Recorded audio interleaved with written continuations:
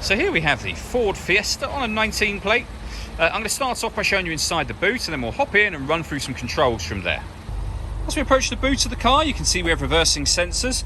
Plenty of space in there as well, along with that 60/40 split folding rear seat, should you wish to increase this space even further. Okay, now that we're inside the car, we're going to start with the dials. On the left-hand side, we have the rev counter, and on the right-hand side, the speedometer. At the bottom in the middle, we have the fuel gauge and coolant temperature gauges.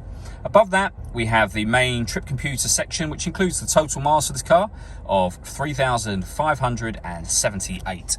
We back out to the steering wheel. These buttons here will change the information displayed in that central section. So you can, for example, have a digital readout for the speedometer, as well as trip computer information. You've got your settings, your phone and audio menus there as well. We have stereo controls here, and they continue over on the left-hand side. We also have a speed limiter on this car. Over in the center, we have the touchscreen for the car. So this is where you pair your phone up, hit add phone. Search for Ford Fiesta on your device and select Ford Fiesta once it is found. And just follow the instructions on the screen and on your phone from there. When it comes to music in this car, we have AM, FM and DAB radio. We've also got Bluetooth audio, so you can stream your music wirelessly.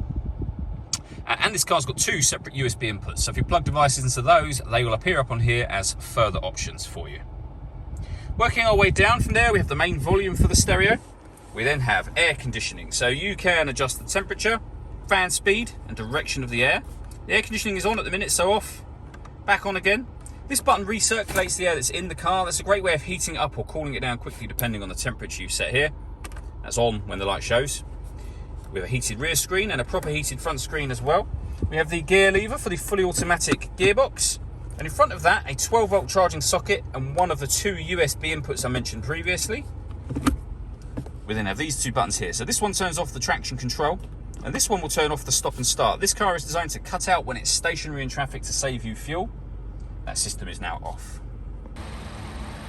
All that leaves me to say is thank you for taking the time to watch this video. If you'd like to come and see the car in person and have a test drive, please feel free to call any of our MJA sites. We'd love to hear from you soon.